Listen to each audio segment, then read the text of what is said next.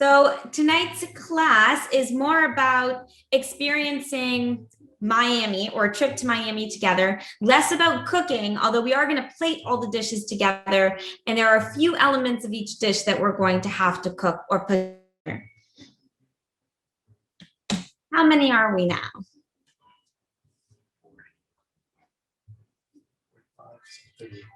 Okay, great. So we're about 38. I'm going to give everyone till 5:35 to join us, and then we'll mix our first cocktail.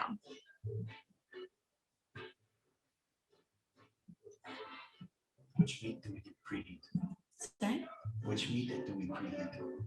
You can preheat all your meat, preheat it all.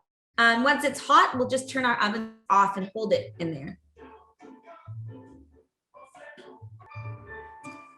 We are going to start with our ceviche because it needs to sit for 15 to 20 minutes, even 30, depending on how you like it. So we're going to start by mixing the ceviche, then put it in our fridge while we consume our arepas. And we're going to talk about everything as we go. Great. We are a full house. We're at 43. That's awesome. Okay. Well, guys, I just wanted to introduce myself for those of you who have not yet done one of these classes with me. My name is Lauren Mozer. I'm the owner and executive chef of Elle Cuisine. We are a top catering company in Toronto. We are also the exclusive catering partner of Toronto Life. It's been a wild ride this past year, and with this new lockdown, it's been quite a stressful month, as I'm sure it has been for everyone here. I started the business about 10 years ago. I was 23 at the time, straight out of culinary school after going to McGill University in Montreal. It was small at first, grew quite quickly, and over the 10 years, I grew the business to a multi-million-dollar business with 45 employees and about 200 casual contractors. This time last year in March, obviously with the COVID news, we shut down and took some time to pivot and brainstorm. We came up with two different concepts. One is the Elle Cuisine Market, which is our delivery concept. We deliver pre-feed dinners, we deliver all sorts of meal kits, and we also deliver an array of frozen foods. We also came up with another concept, and this was, we were one of the first people to collaborate with Toronto Life on this in April of last year, which is the virtual events. You don't need to do anything with the masa yet. You are not behind. We have tons of time to get through everything. So when we started doing virtual events, it was all over the place, but we started with the beef Wellington class.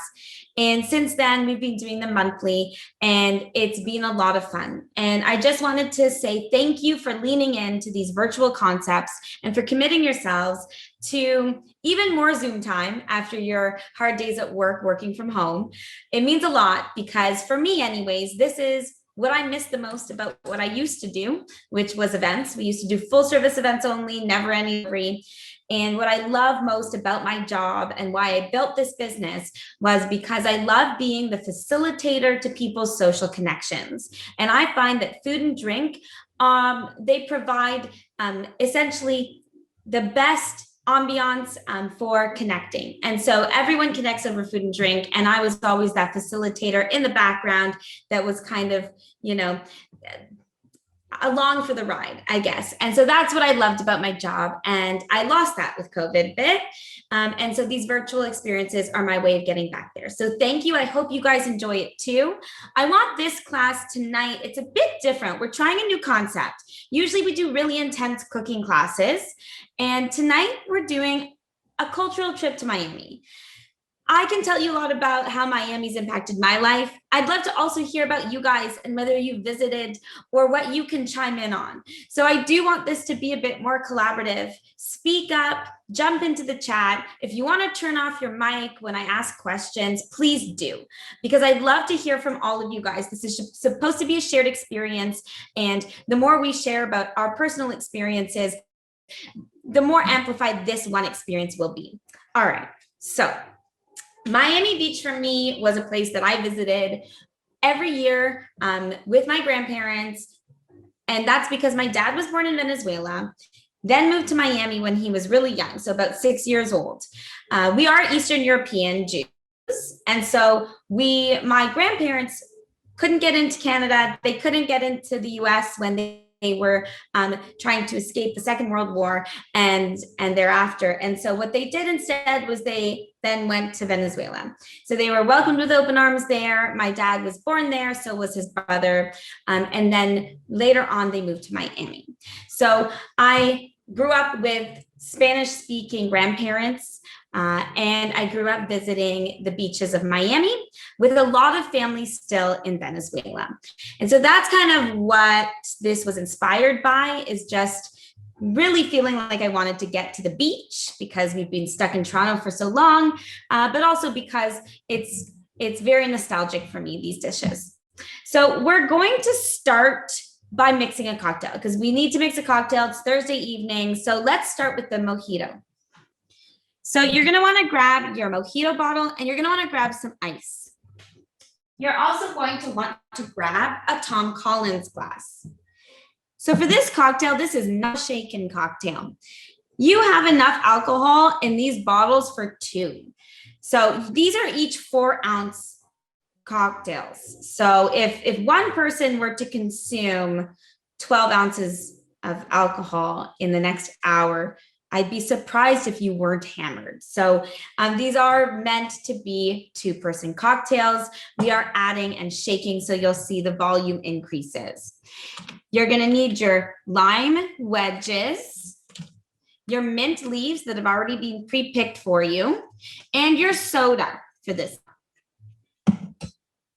So first you're gonna drop in your mint leaves, but to do that, you're gonna wanna just rub them around in your hands a little bit first. This activates the oils, and then drop them in.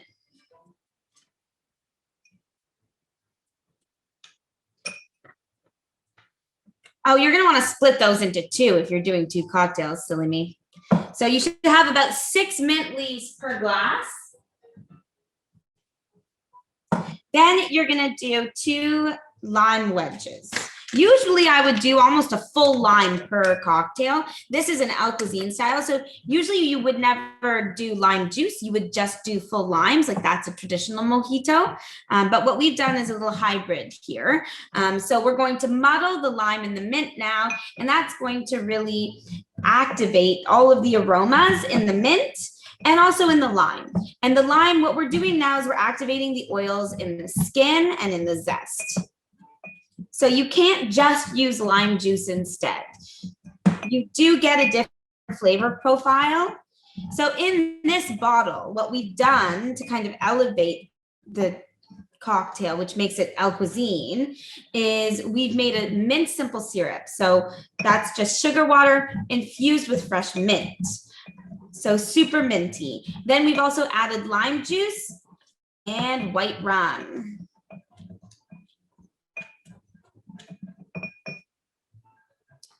Okay, so once that's done, you're just gonna wanna fill the glass with ice.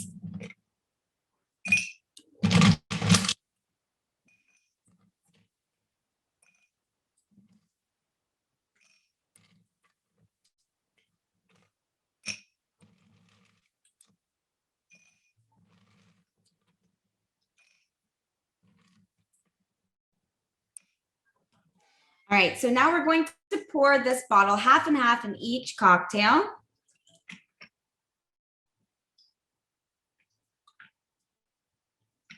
Shake it first. The wedges in the slice, or the slice of lime, everything. The wedges, not the slice. The slice is for our margarita garnish. And then you're gonna take the soda and you're gonna top with soda.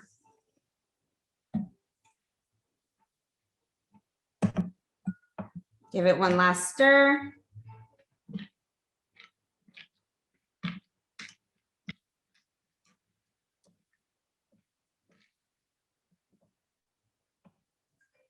No mint yet?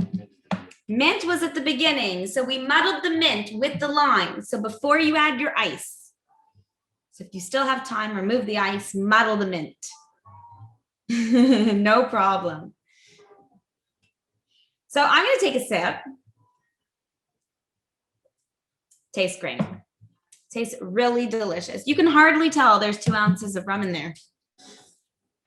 All right, so this is going to be the cocktail that we are sipping while we make our arepas. But first, we're just going to pause and we're going to marinate our fish ceviche, mahi mahi, so that we can eat it with our Bahama Mama.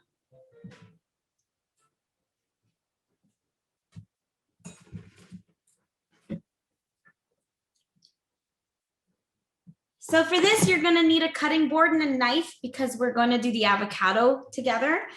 You're gonna wanna just remove all of your ingredients that are nicely boxed. You've got your mahi mahi, your citrus segments, your ceviche veg, which is corn, cucumber, shallots, green onion, parsley, mint, and cilantro. We've got our chili oil, which we're gonna use as a garnish.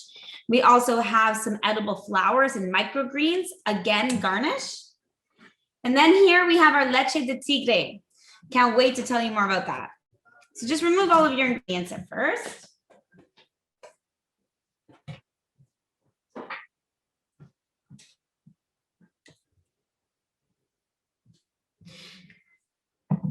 And we're going to need a bowl to marinate our fish. So mahi mahi is a really nice, light, white fish. It's a bottom feeder. It's got that fishy smell because it is a bottom feeder, but it's kind of like a halibut. And so it lends very well to a traditional Peruvian style ceviche. Ceviche actually originated in Peru a really long time ago.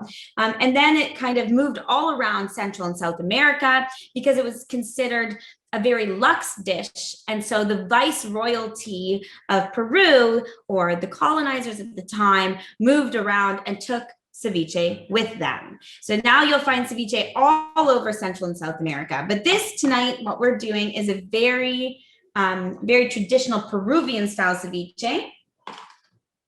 So you're gonna wanna use a white fish always. They use snapper sometimes. Mahi mahi is very popular. So add your citrus segments. So I've done grapefruit, cara orange, tangerine, and lime. The lime is gonna be super sour. Just throw it in.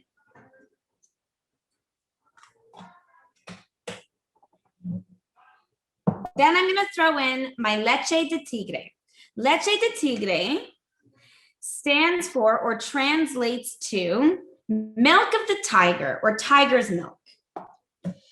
Now, the history of tiger's milk is that it is said to be an aphrodisiac.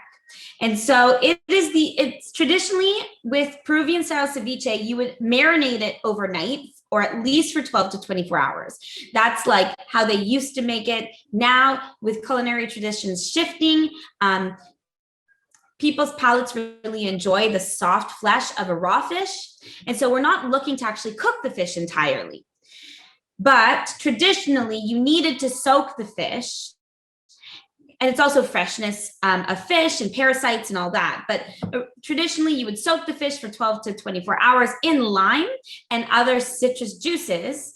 And what would happen is it would draw out all of the kind of fish juices and cook the fish so that it was safe to eat. And so this was a method of preserving it and cooking the fish without cooking the fish. We're gonna wanna add some salt as well. You can use the salt from your margarita kit. Add a generous pinch. So tiger's milk is said to be an aphrodisiac, but it's only tiger's milk once it becomes a fishy liquid. So what we added there was tangerine juice, grapefruit juice, lime juice, a blend of all three, freshly squeezed. What have we added? We have added the citrus, we have added the leche de tigre, and we have added, or we're about to add the ceviche veg. So the only two things you should have left are the chili oil and the microgreens for garnish.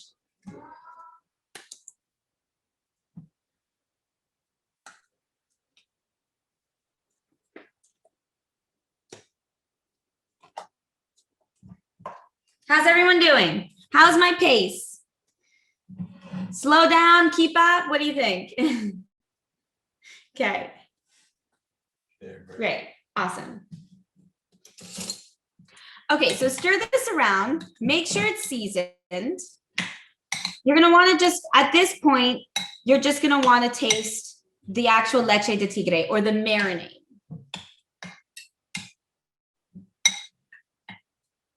Make sure it's well enough seasoned. So I'm gonna add a little bit more salt, and then I'm gonna add my avocado, and we're gonna let it sit, and it's gonna change completely in the next 20 to 30 minutes.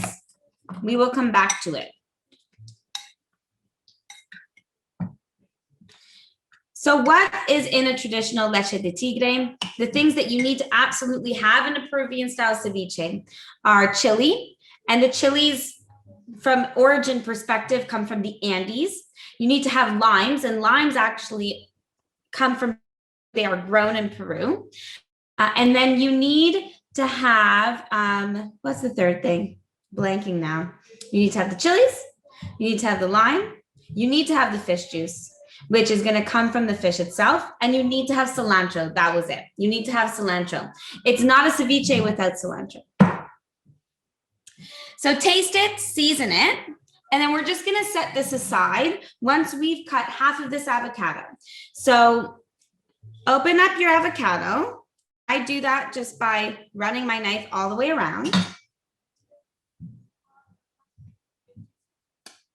And to take the pit out, I just knock it and twist my wrist, and it comes right out.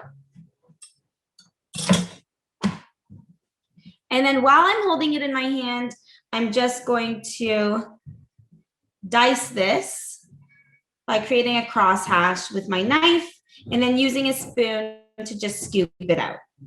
It's the same spoon I've got. We added the corn, cucumber, and corn. We did add the cucumber and corn and veggies. So what was in the veg was mint, cilantro, parsley, cucumber, corn, some red pepper, and I think some green onion and shallots, red onion. Red onion is another thing that you absolutely must include in a ceviche. Traditional ceviche anyways. You can pretty much do whatever you like otherwise. Okay, so now make sure that all of your fish is sitting in that liquid, and we're just going to throw this into the fridge. We want it to be nice and super chilled and cold when we finally eat it.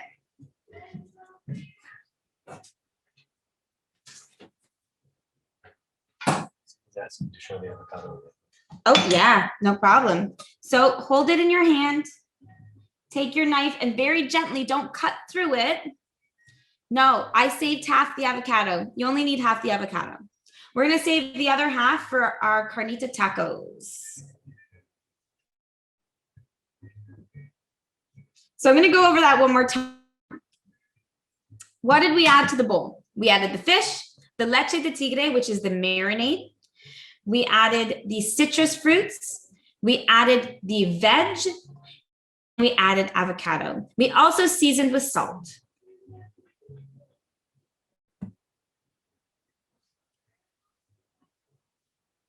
We have corn chips, which we're going to garnish the dish with.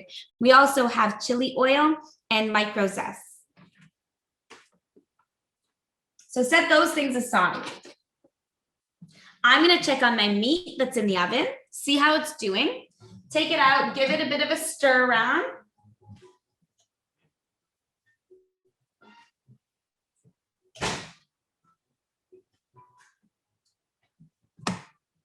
We're going to be using the braised beef and sauce first. Oh yeah, that looks great. Okay, so it's nice and saucy. So I think what I'm going to do is when I put this back in, I'm going to leave it uncovered so that it starts to roast and not steam. So give it a little stir just to make sure it's evenly cooking. And then throw it back in the oven. So my meat is all nicely cooked through and reheated now. So if yours is as hot as mine, I'd say it's safe to just turn your oven off and hold the meat at the current temperature.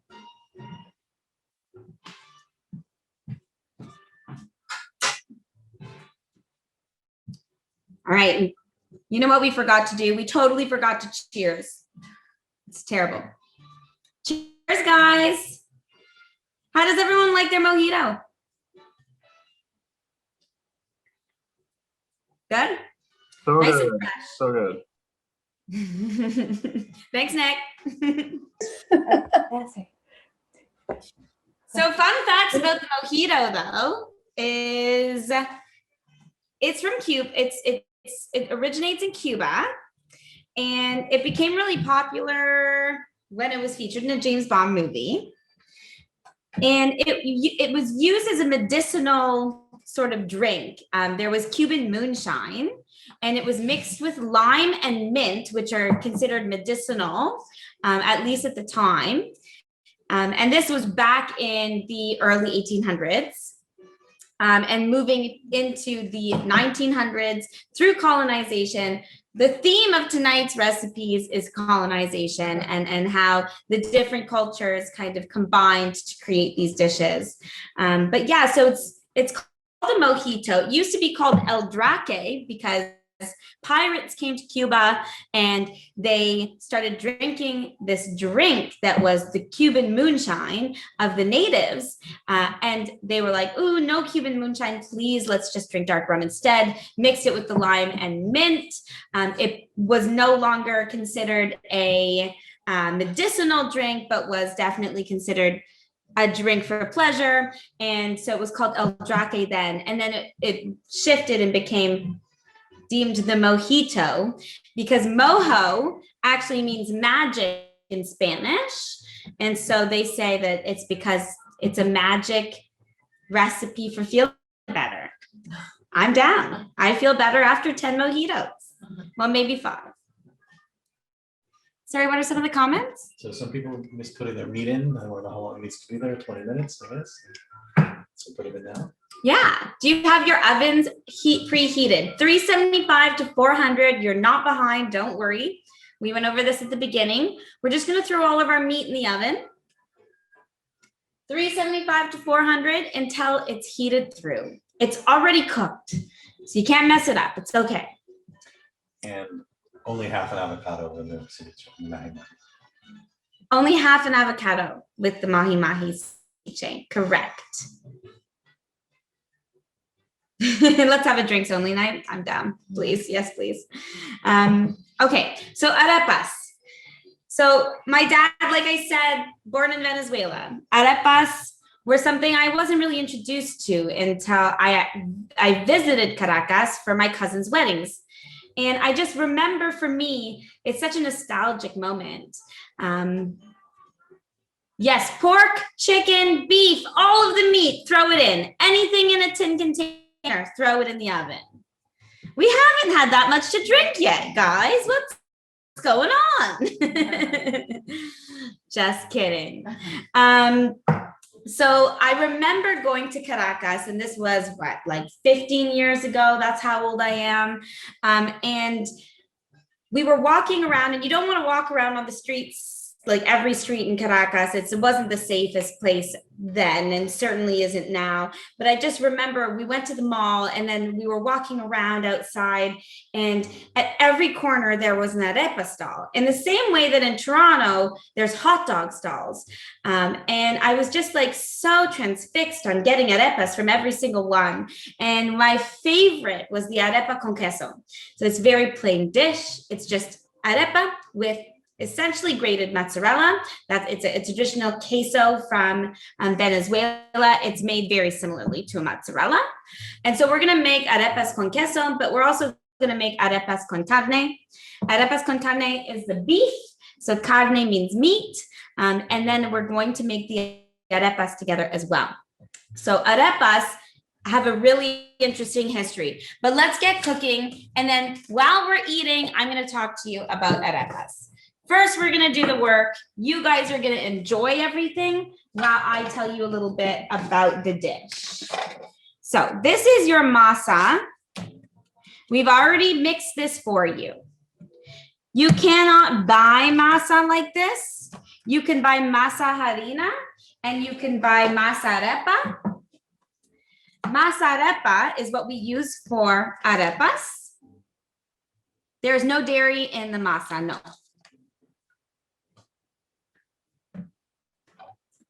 It is gluten-free, dairy-free, all that good stuff.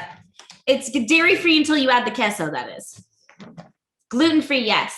This is corn flour, so maybe I will tell you a little bit more about the arepa before we even get started. But essentially what this is it's a white cooked corn flour. So masa is made by taking dried corn kernels, and they're very they're old corn kernels, not like the corn that we know. It's the corn that's used to make corn flour.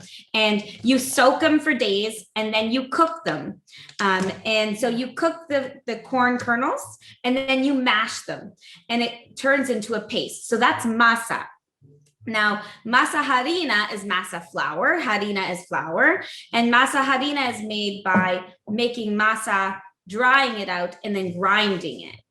Then we have masa arepa, and that is a different type of masa harina, where you actually soak it in a special combination of lime juice, and that helps draw out some of the toxins, but it also gives it a nuttier flavor because it essentially ferments. So there's different types of masa flour, and we use a different type of masa flour to make tortillas and pupusas than we would to make arepas. And there's two types of arepas, Colombian arepas and Venezuelan arepas. And we are making Venezuelan arepas today. So I'm just gonna open my bag. And what we're gonna wanna do is we're gonna wanna form this into discs. Usually they're about 4 inches in width. We're gonna make mini guys. So grab the masa harina, or the masa rather, in your hands and just form it into a ball. We should be able to get 4 to 6 out of this, depending on how big you want to make them. We're also going to preheat a non-stick pan. So grab a non-stick pan and we're going to preheat it. So I'm just going to put these down on my cutting board. So they should look like this, and they should be about 1 centimeter to 1 inch thick. That's what makes a Venezuelan arepa different than a Colombian arepa. Colombian arepa are like pupusas. They're very thin and you top them. Venezuelan arepas are nice and thick. And so you cut them open and you split them open and you stuff them.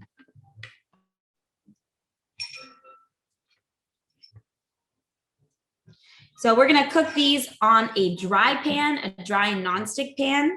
We don't use oil in the pan. Traditionally, these are cooked on clay. Lauren, how many should we be making out of this batch?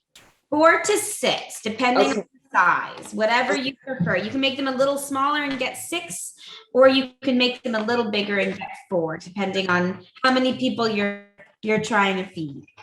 Thanks. Thank you. No problem. How high should the pan be heated? The pan should be medium heat, not super hot. Because we are cooking these two completely on the stove. Go medium heat. Has anyone had an arepa before? No, No, never. no one. No. Mick has. Where have you had an arepa? Here in Toronto or in your travels? Yeah, Linda had it in Kensington, Rio. or like the place that was on Queen. Yeah, I forget the name. I don't think it's there I anymore. forget that place too, but when I lived in Kensington, I would go there all the time. Oh, I think it was literally called Arepa. I think it was called arepa, yeah. No oil, right? I No oil. had them in Brazil, in Rio. Ooh, cool. Were they Colombian arepas or Yes. were They were yeah, so were they Colombian. topped? Yeah. Okay, they use a cast iron stuff. It's good. Cast iron, great. If I had it, I'd be using it. That's really interesting about Brazil. So they did the Colombian arepas. I once did an event and my client asked for arepas on the menu. And I didn't realize, I should have known this was bad form, but I didn't realize that they were all Colombian, because they had people coming they were Colombian, and they had all sorts of Venezuelan guests. And I was working at an arepa station, and I got so much shit from the Colombians about the arepas. They were like, these are too thick. What are you doing opening them up? You've got to just top them. So it's like a big deal. Colombia versus Venezuela. And arepas they're actually from Venezuela, because they're from a small part of Venezuela that used to be part of Colombia before it was all split up again. Or before all of those lines were drawn, rather. Okay, so dry pan, I'm gonna just lay them down.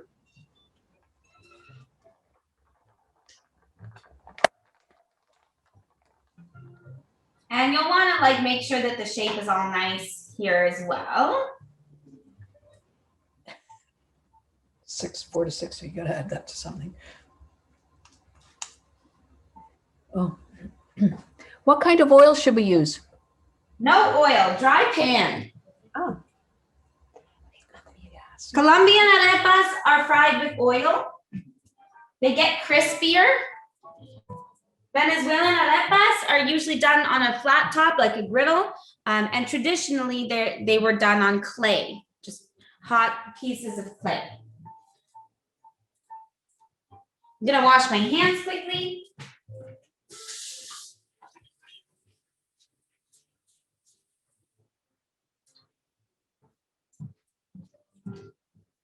And I'm gonna grab all of the other ingredients that came with this dish. So we've got a salsa rojo, we have our grated queso, and then we have a chipotle crema.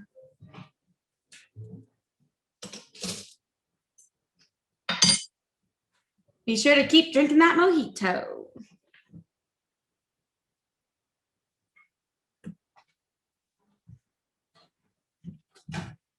We're just gonna let them cook slowly.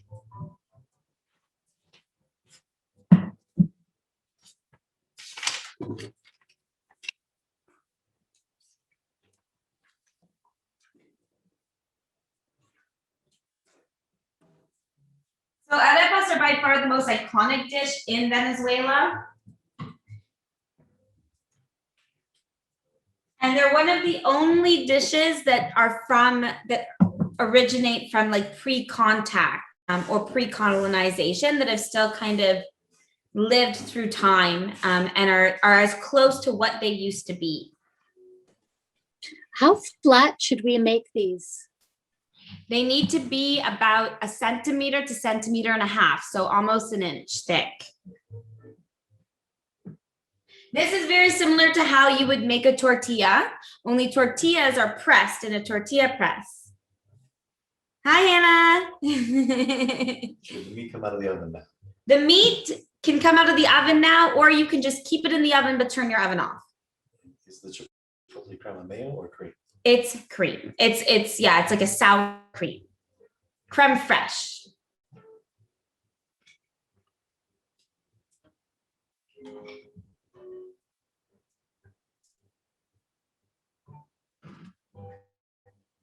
So a lot of people say that arepas have been made for like thousands of years, like 3,000 years, and it hasn't changed much. And other people say they originated in the 1500s, and no one really knows, but all we know is that they are really old, and that South Americans, native South Americans, especially from that area of Colombia and Venezuela, or what is now Colombia and Venezuela, have been eating masa for at least 2,800 to 3,000 years. And that what we now know to be an arepa has been around for at least 600. All right, I'm gonna check to see if mine are ready to flip. They're gonna need a couple flips.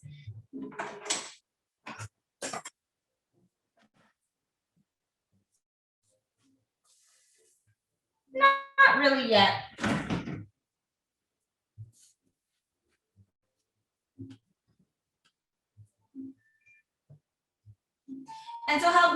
we've made these is we've reconstituted the masa arepa with just some water and some oil. Usually I like to use chicken fat or schmaltz or even pork fat. Should she take the lid off of the chicken too?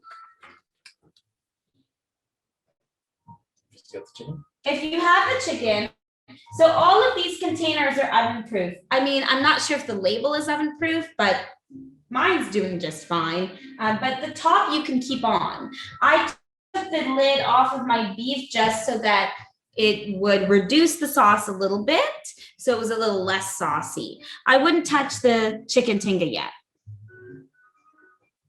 I was thinking, What does tinga mean? Tinga actually means like the stew that you make. That's what it's called, tinga. And so that's what it's been named. So the tinga part, chicken tinga, is the stewed sauce. And so that is made with tomatoes and adobo. So like the key ingredient to chicken tinga is the adobo. And so you'll find like that there's tomato, there's adobo, there's some garlic, some ginger, some oregano, some cumin. It's one of my favorite sauces. What we've done with the beef is it's an ancho chili braised beef. So we did a bunch of different dried chilies. So ancho, we did, what did we do? Now I'm blanking. That's embarrassing. Oh, guajillo chilies. Guajillo chilies. Chase is laughing at me. Yeah, so we did guajillo chilies and we did ancho chilies. Ancho chilies are dried jalapenos that are smoked.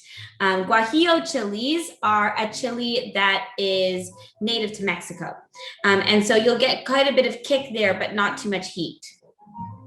We are cooking the arepas, but they take a little bit of time.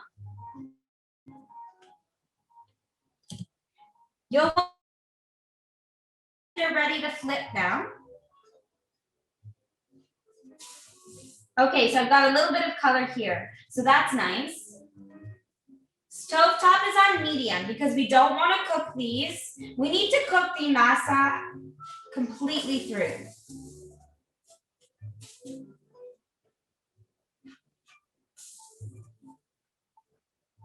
And so it's pretty hard to tell when it's ready, but how we're going to know that it's ready is we're going to see it sort of puff up a little bit. So if you're pressing down on it, it probably feels pretty soft. Eventually, it'll sort of bounce back at you.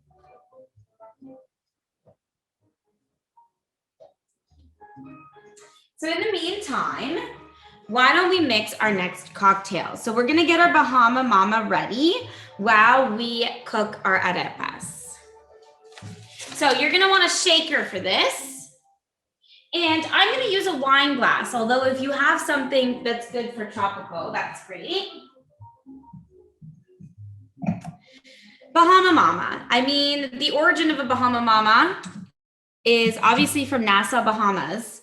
Why did I choose a Bahama Mama for a trip to Miami? Well, I also love going to the Bahamas. I find it to be the most amazing space. And for me, tropical cocktails are everything when I go down south, whether I'm in Miami or I'm in the Bahamas. My family has a house in Bahamas. I've been going at least once a year for the past, 7 years. And it's one of my favorite places to go. We have a place on Eleuthera, so it's a very small island. And it's it doesn't have very many tourists on it. So it's kind of nice. All of the locals are there.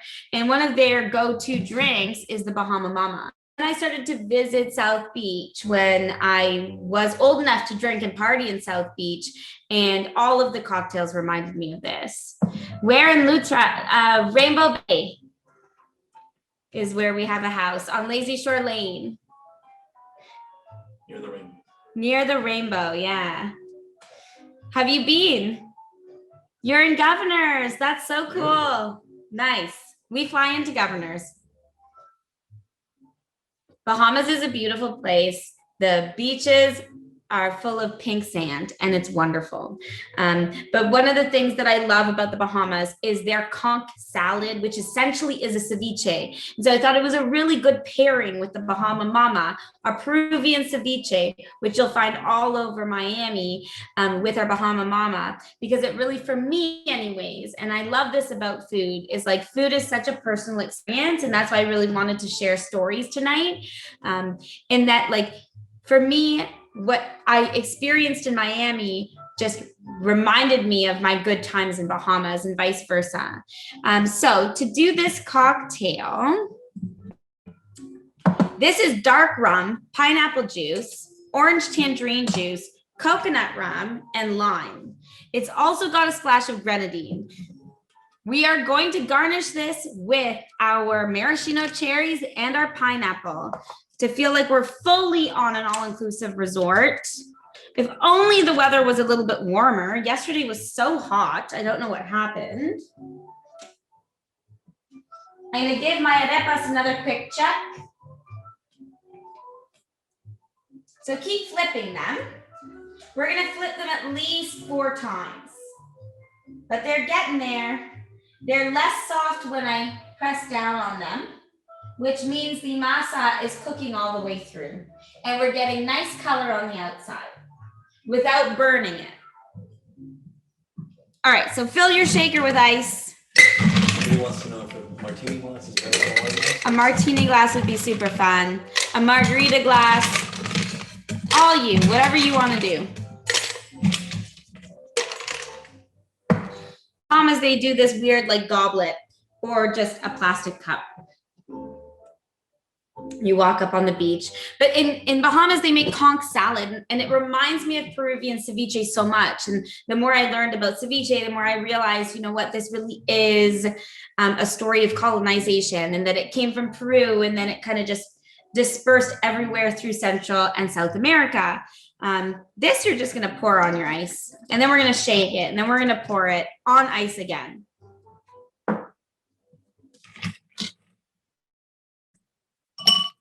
And so conch is just a big shell.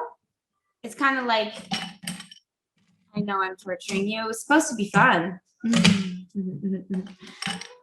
I wish we were in Bahamas. I wish we were anywhere, but stuck at home in Toronto right now. My mama sounds like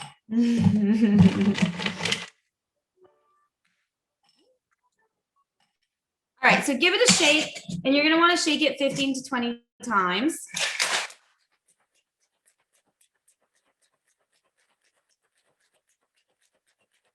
Or the bartender trick is when it starts to stick to your hand because it gets so cold, then it's good enough.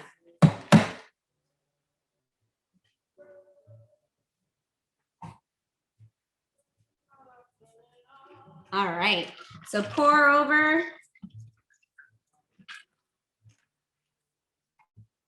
I'm making a mess, look at that.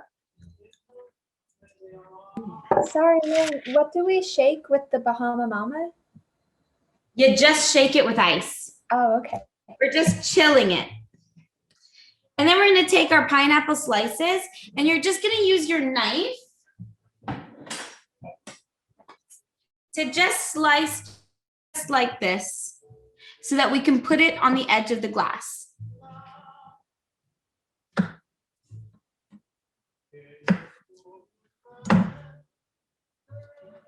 Just like that.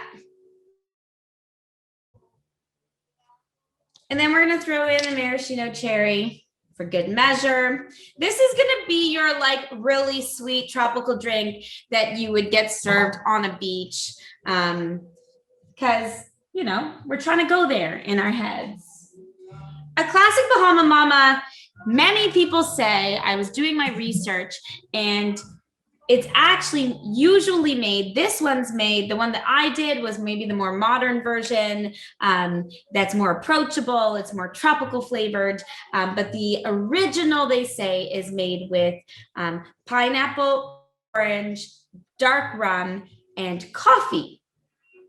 The coffee adds a bitterness that balances out the sweetness of this very tropical version. But for you guys, I went classic because I felt like that was more appropriate for the evening. So cheers, y'all. Cheers. Oh Is yeah. that a new glass for Yeah. yourself? Yeah.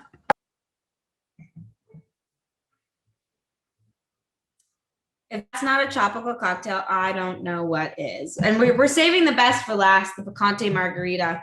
That'll just get us. That's really good. Love this one. All right, so I'm flipping my arepas one more time. So now they're getting nice color and they're definitely starting to puff up. They're not that soft anymore, so I can tell the masa is cooking through. So I'm gonna get my garnish back out and I'm gonna get my plate for my arepas. We'll move on to the ceviche so that you guys can snack on that while we make the tacos. And everything will kind of come together now. You like that cocktail? Excellent. I know, now the mojito feels a little boring after sipping on this one. I'm just gonna throw my pineapple all the way in. And keep in mind, this is my version of a Bahama Mama. This is the Elle Cuisine version. If you actually go to Bahamas and drink a Bahama Mama, or you go to South Beach and drink a Bahama Mama, it's gonna be a hell of a lot sweeter. We balance this out with some lime.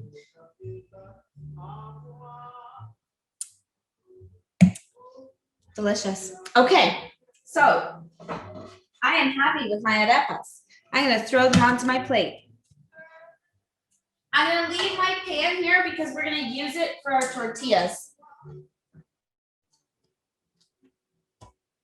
Now I'm gonna grab a paring knife, or you can also just use a butter knife. And we're going to want to only cut half of it, almost like a pita. So you want to open it just like that, and we're going to stuff it.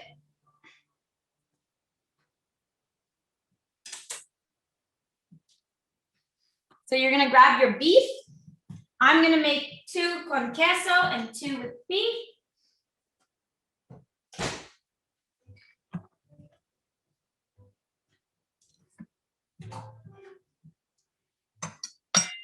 So you just stuff the arepa con queso, which is the most traditional.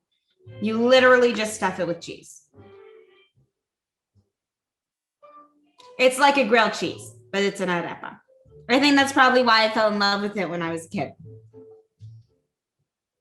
I don't know where I put all my knives.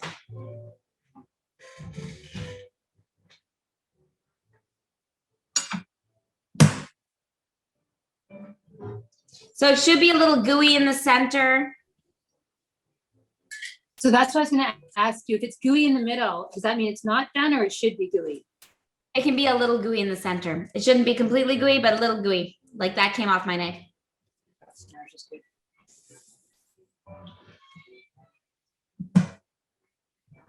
I don't think ours are brown enough yet, so we should wait, right? Yeah. And if you need to adjust the heat, you can turn it up slightly. You may have a different element than I do.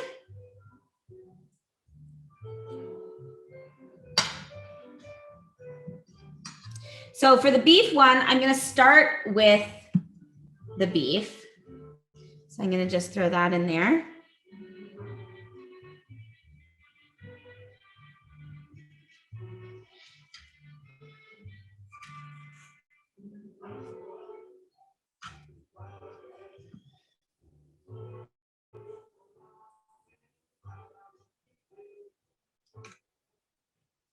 And then I'm going to garnish with my chipotle crema and my salsa rojo. And you're going to have some extra garnish here. Highly recommend eating that salsa with your chips from your ceviche. All right, so the salsa rojo is a traditional salsa where you combine guajillo chilies and adobo, so smoked chilies that have been soaked with grilled tomatoes and grilled onions. So very different than a pico de gallo as an example. So the flavor should be much more intense and heavy. The beef is for the arepas. Arepas con carne. I know carne just means meat, but traditionally you would put beef in an arepa. And then I'm gonna go for the crema. And arepas are meant to be messy. You're meant to eat them with your hands, and they're meant to go all over you. So they represent cheese, beef, and crema. I did it differently. I did mine with beef and crema and salsa, and then I did some that are just that very classic cheese only. But you can do it however you want. There's no right or wrong way.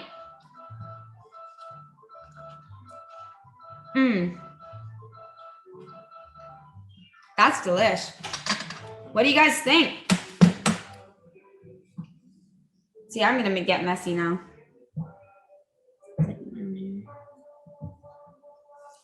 Want one?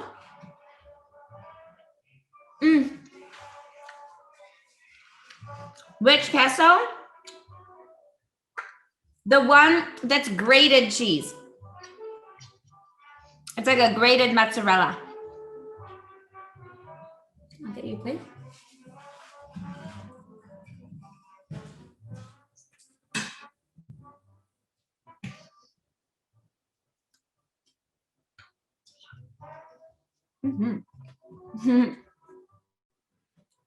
Feeding my helper, who is also tonight my dad, so I'm sure he's very happy about his arepas.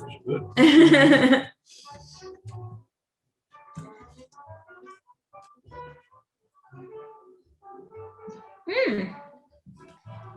Lauren, we didn't get the salsa that you're talking about, the red. We have the salsa verde. Is that the same thing, or is that for something else? So that goes with your taco kit. Okay. You've gotten the salsa rojo with your arepa kit. I'm not Yeah. sure if you're looking Yeah, at the right Oh, there box it or is. if you just have Found missing. it. It's okay. Yeah, Found it. okay, good. My team will not be in trouble tomorrow. I thought we solved the missing items thing.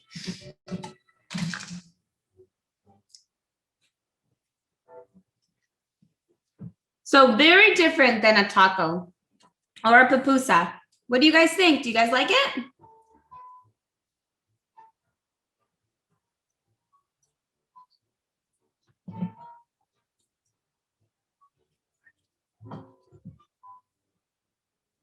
Nice and crunchy on the outside, but super soft on the center. Lauren, it's so good and it goes so well with a drink. It's delicious. Excellent. All right, let's pull out our ceviche and give it a check. Yours are still browning. Okay, turn it up a bit. It shouldn't take so long.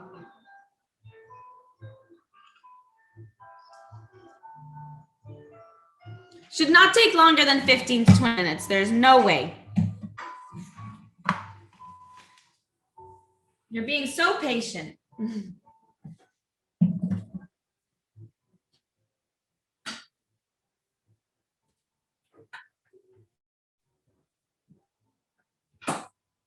Okay, so I'm grabbing my ceviche just to give it a little check, and I can tell already there's way more liquid in it than there was before, and that's a good thing. That means that we've got our leche de tigre in action because the juices from the fish have now blended with my citrus. I'm gonna give it a quick stir, give it a taste, see if it needs to be re-seasoned.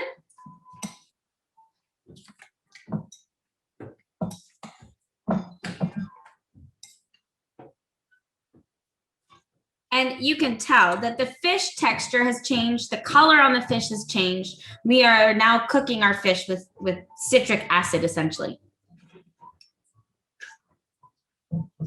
Delicious. It's sour and bitter and a little bit spicy all at the same time. That bitterness is actually ginger. Ginger became common later on in ceviches. It's actually not that traditional for Peruvian style ceviche. That said, I love the ginger. I find that it gives a really nice kind of heat to the dish. So this is my recipe. So there you go. I'm happy with mine. Mine is nicely balanced. The saltiness of the corn tortillas is going to blend really nicely with all of this freshness. So I'm just gonna pour mine into a wide rim soup bowl. You can use any bowl though. And to make it look pretty,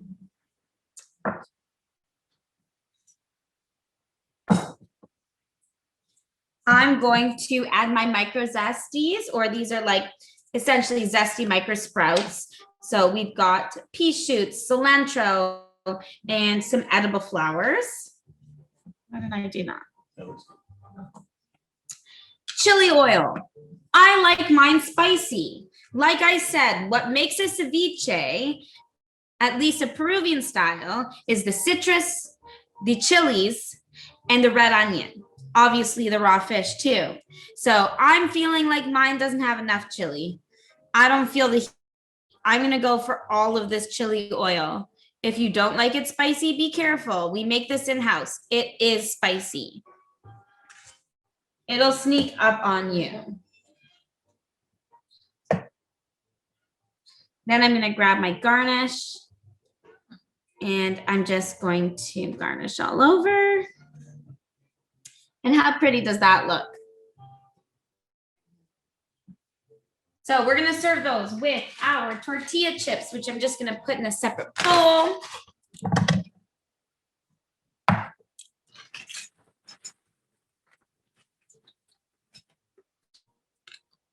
What are they commenting?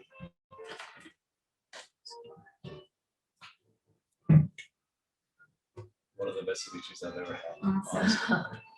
Okay, so apparently the best way to eat ceviche, according to Peruvians, is with a spoon, because you want to make sure that you get a little bit of everything in every bite. You want to have citrus and the fish and the avocado and the cucumber all in one bite.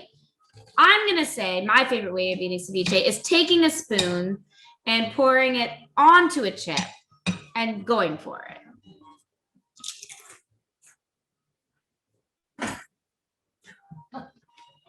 Yum.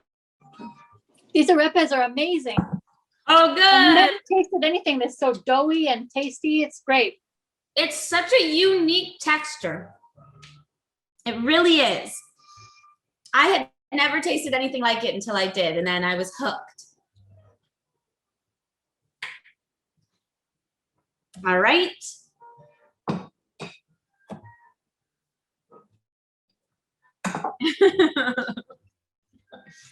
My stepmom also now in the background. She's also from Miami. She's drinking a Bahama Mama and eating ceviche. Lucky helpers today. Okay. So guys, how are we feeling? Are we ready to make our tacos?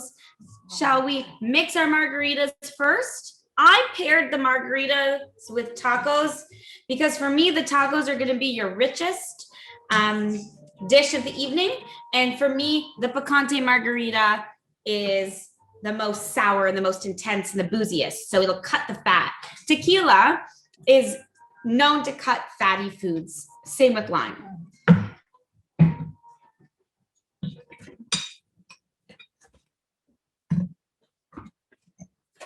So in your taco kits, you should have your meat. So either pork carnita or chicken tinga. What did Natalie say? Please repeat, is that the ceviche? The garnish. Yeah, we just added the garnish and then we're serving it with the corn tortillas. So we re-seasoned with salt if we needed to. So we tasted, re-seasoned, and then garnished with flowers, the flower petals and the little micro zesties.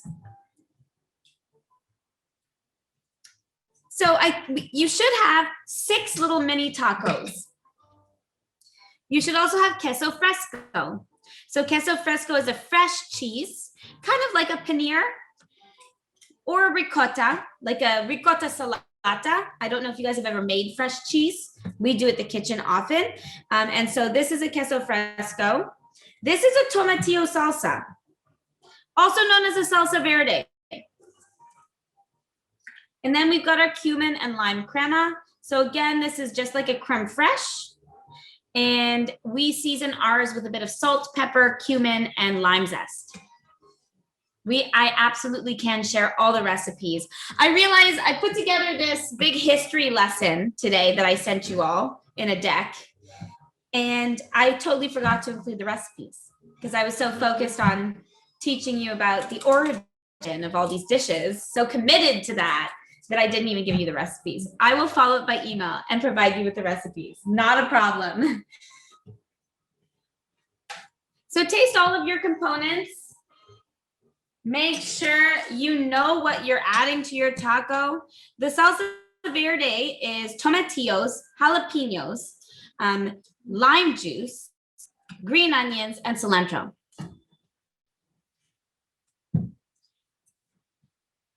Very traditional Mexican salsa. Delicious. Nothing like a salsa rojo, nothing like a pico de gallo. So I've got my meats in the oven. I've got my pork carnitas, and I've also got my chicken tinga.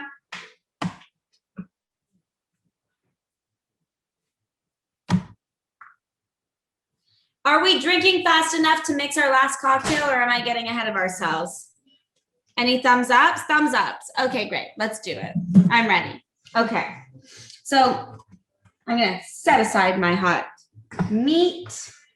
Get your pan heated. We now want to get it scorching hot, searing temperature, because we're going to sear our tortillas.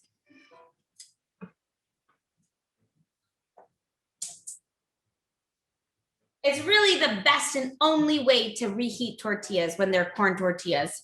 I find that there's no other way. Like some people throw them in the oven, they get dried out. Some people throw them in the microwave, they sometimes split because they get too moist. The only true way to properly reheat a tortilla is in a really hot pan. Cast iron is best. And you just go 10 seconds aside. So to do the margarita, I'm going to use a shaker. Classic margarita is 2 parts tequila, 2 parts orange liqueur. I use triple sec. You can also use Grand Marnier, and 1 part lime. So no, sorry, 2-1-1 or 4-2-2. So 2 parts tequila, 1 part lime, 1 part orange liqueur.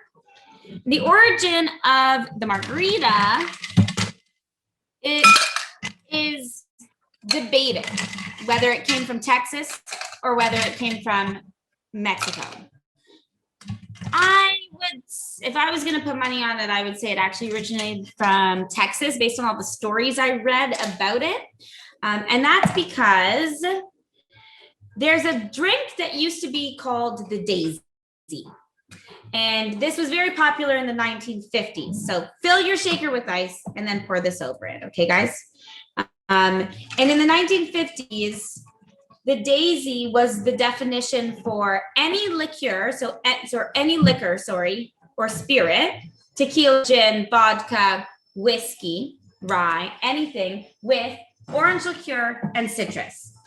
So you could do a tequila Daisy, you could do a whiskey Daisy, you could do a gin Daisy. And it just meant that you needed to take that spirit and add orange liqueur and citrus, usually lime. And so they called it the tequila Daisy for a long time. And margarita means daisy in Spanish, or flower. So I'm like, I feel like this was for sure a Texas thing where Daisy, tequila Daisy, became margarita. Tommy margarita, which is probably the margarita that you're most familiar with, is a margarita where you sub the orange liqueur or triple sec for simple syrup. So a cheap version of a margarita. I much prefer the original margarita, the tequila Daisy, as I'm now going to call it, because triple sec is more high end. It's going to be more flavorful, and it's a liqueur. So it's a distilled liqueur. So it's also more boozy. This one you have tonight has triple sec, Tromba, white tequila, and freshly squeezed lime. Give it a shake. It also has jalapeno in it. So we make a jalapeno water or simple syrup, and we add that to this to make it a picante margarita. Picante just means spicy. we are gonna salt the rim for sure. I like to do my margaritas in a rocks glass. That's traditionally how they used to drink the Daisy. It's also traditionally how you would find or receive a margarita in Mexico. So I'm gonna grab my salt and I'm gonna grab my lime slices.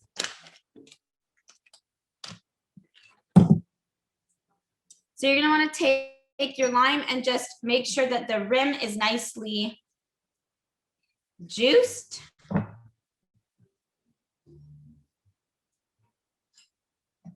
And I'm going to be messy and just throw my salt onto my cutting board. Make a little round area and just go for it. Salt rim. You don't have to salt the rim. Not everyone salts the rim.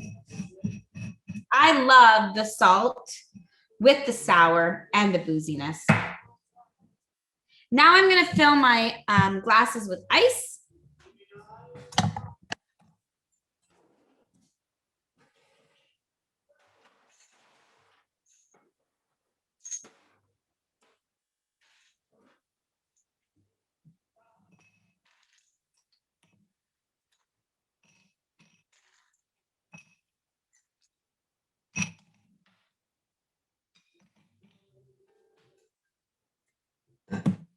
And pour over your shaken margarita. Again, this is a picante margarita, so jalapeno. So give it a little sniff first. You should be able to smell the jalapeno that we've added to this cocktail. I'm gonna give you guys first for our last dish and our last cocktail. Does the jalapeno go in the shaker or the glass? In the glass. Okay.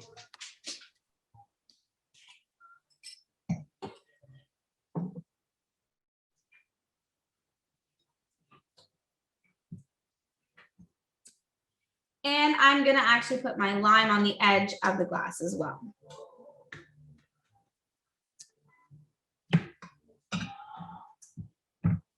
I'm gonna take away my cutting board.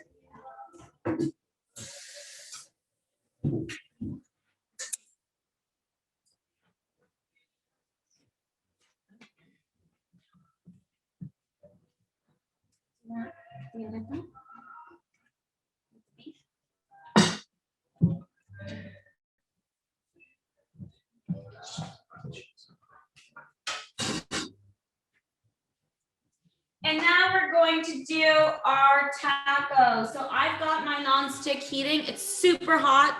I'm gonna grab my corn tortillas and I'm gonna do 10 seconds aside. I've got chicken tinga and pork carnitas.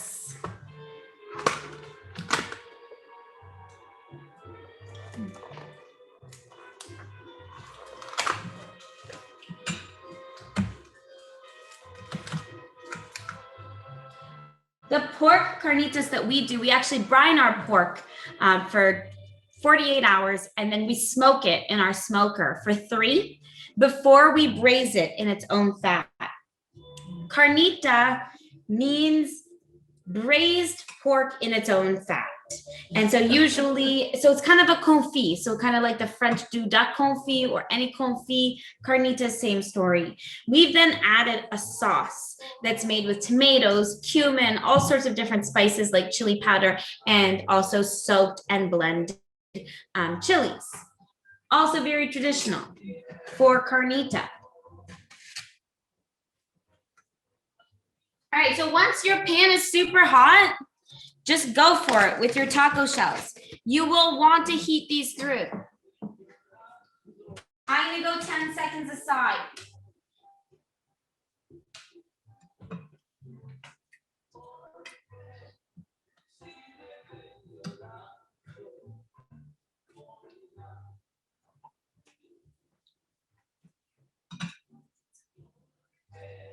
And immediately what you'll notice when they're in the pan is they'll start to soften and they will start to bubble up because there's air in between the two layers of masa.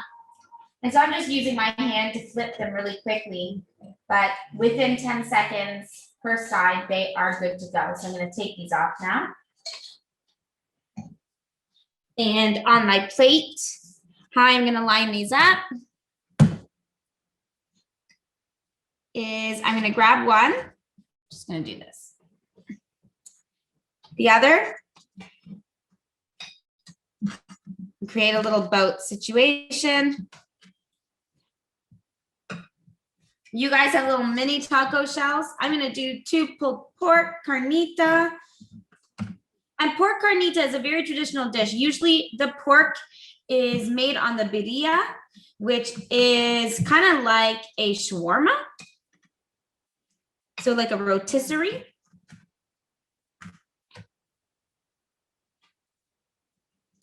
The chicken tinga, the chicken is usually made separately from the sauce itself. That said, when we make it, we actually braise the chicken in the sauce because I find that it's more flavorful that way. But traditionally, you would make the chicken, shred it, and then make the sauce separately. So I put down my meats. I'm then gonna go crema because I find that the crema acts as glue for everything else.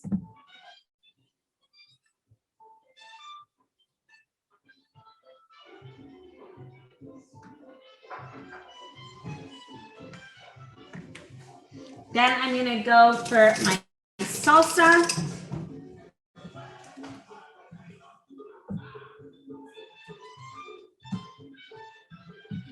And I'm using a fork for my salsa because I don't really want to get the taco too wet. So I'm getting all the pulpy goodness.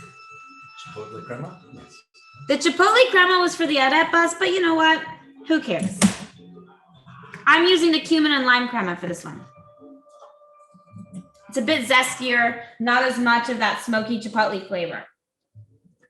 Then I'm gonna grab my avocado, and that's just because I'm gonna get traditional for just a second and say that for chicken tinga and also for pork carnita tacos, there are 3 ingredients that make them what they are. For the chicken tinga, it's the sauce and it's onion and avocado.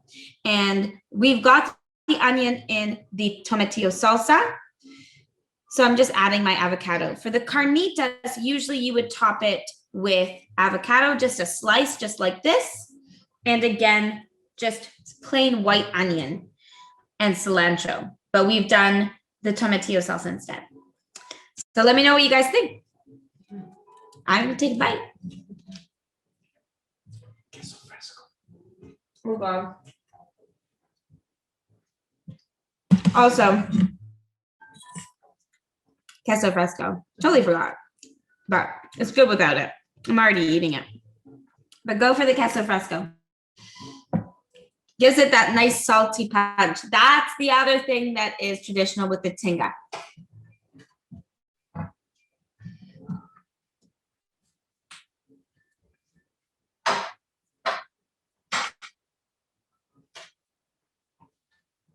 So I think I've hit you guys with a lot of fun facts tonight, and we are eating a lot of delicious food and drinking a lot of great cocktails. But I maybe wanted to give you guys an opportunity to tell me a little bit about what some of your Latin American food experiences have been. Meat, crema, salsa, sliced avocado. It is meat, crema, salsa, sliced avocado, and queso fresco.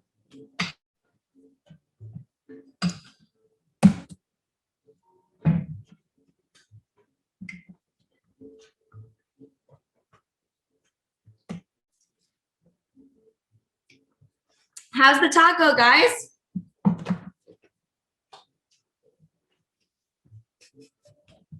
It's delicious. I'm getting nothing. It's okay. I'm just going to take the silence as we are enjoying the food. That's right.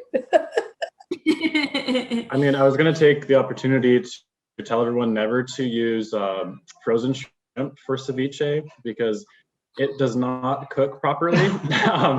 I learned that the next morning. Oh no. Was it raw shrimp? Yeah, it was raw. I did not blanch it. Didn't take any Oh, precautions. yeah. I just thought the lime juice would cook it. Turns out It didn't work out. Okay, very good lesson. Thanks, Nick. When I do shrimp ceviche, I blanch it so that it's half cooked. It's true. don't follow recipes you find online because yeah, that's where I went. My friend is Ecuadorian and he makes ceviche with popcorn. Really? Popcorn in the ceviche. Like soaking in the sauce? It's like a topping. That's so much fun. Like, so he just puts it on after and it's kind of crunchy. Yeah, exactly.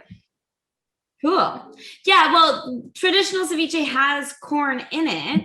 And so that's really interesting that that's popped corn. I think usually it has like maize in it, which is like the dried corn kernels. Right. Yeah. Anyone else? What's your guys' favorite taco? Some people are still on their arepas. Some people are still eating arepas. Fish tacos in Miami. Oh, yeah. So what about Miami? Anyone been to Miami? Yes. Okay. So who misses Miami and who misses stone crab? I miss stone crab. You can't really get stone crab anywhere other than Miami or Florida, I find. I lived in South Beach for a year and I loved every minute of it.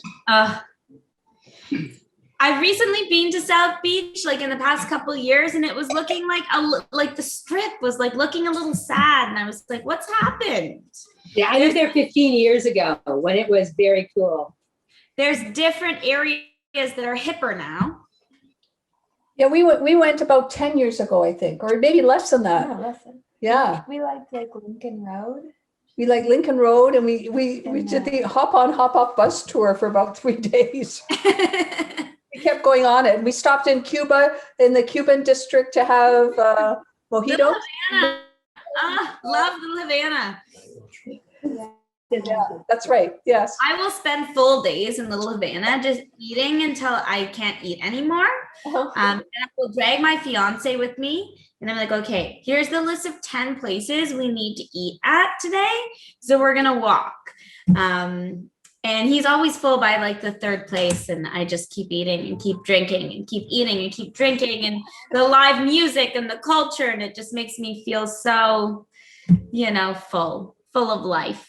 It's a great place. We had a great time. My daughter's only 20 now, and she was like about 13 when we went. So yeah, it was, now she could enjoy it more. But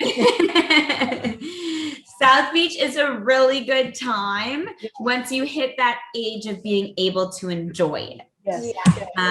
The experience from my childhood to then my 20s was crazy different, but equally as enjoyable, I will say. Yeah. And avocados, like you can find every type of avocado in Miami. That was the other thing I remember as a kid being like, whoa, there's avocados everywhere, because 15 years ago, you couldn't really find avocados easily in Toronto, even at a regular grocery store. Yeah. And I'd go to Miami and there's like 10 different types of avocados at Publix. And I just remember every morning my grandmother would toast me a piece of pita or a piece of bread, and I would just have avocado and salt on toast. And I swear to God, I invented avocado toast. No, my Oma did. There's also that area in Miami that has all that graffiti on the walls, and there's trendy restaurants in there. I forget what it's called. I know what it's called too, but I just went back recently for my cousin's daughter's bat mitzvah, and it was in that area. Fashion district. The fashion district. What's it called? Called the fashion district. No, there's a name for it. But that's a cool area there. It was really cool. Lots of art galleries and stuff like that. It's very The nice. ceviche will absolutely last until tomorrow. It's just going to change. So, every 15 minutes it sits in that leche de tigre, it's going to just change. It's not going to get better or worse. It's just going to be a different product. Winwood, thank you. Toronto Life. The cool thing is that, I think it's the last of every month or something. They have all the food trucks line up and they turn it into like an art show. And we went there when we were there probably like 10 years ago to visit my friend. And it's just the coolest thing to walk along there and, you know, eat from the food trucks and see all the amazing street graffiti. We love Miami, just love it. Love it. It's just full of so many different cultures, just mixed all in one big melting pot, if that's still appropriate to say. And but it just feels so vibrant. And yeah, I always had such a good time when I was there, and I miss it. And you're right. I miss walking 50 yards from my house. Actually, I'm lucky. I get to go to work every day. But it's the only place I see. So I'm sure you're all feeling it in the same way. Well, I just wanted to thank you all for spending this time with me. This was like my first experience where I tried to bring in a little bit of culture, a little bit of history, a little bit of fun facts, as well as cocktails and food where it was less intense in terms of cooking. And so I welcome your feedback. I feel like it wasn't perfect. I feel like I've made 10 million notes in my head of how I can do better next time. But please share your feedback. Let me know if you liked it. And if you have a theme for the next one, a trip to wherever, we can go anywhere. We can go to Spain, we can go to Italy, not really, but we can eat like we are in those places. I can make that happen, and then we can talk about the culture and we can talk about our experiences. So I'll follow up with an email post-event, but thank you so much for joining us. I really enjoyed Enjoy it. the rest of your meal. I hope you guys have a really lovely dinner. Thank you. One Wonderful. last cheers. Thank you. Cheers to lockdown in Toronto. Cheers.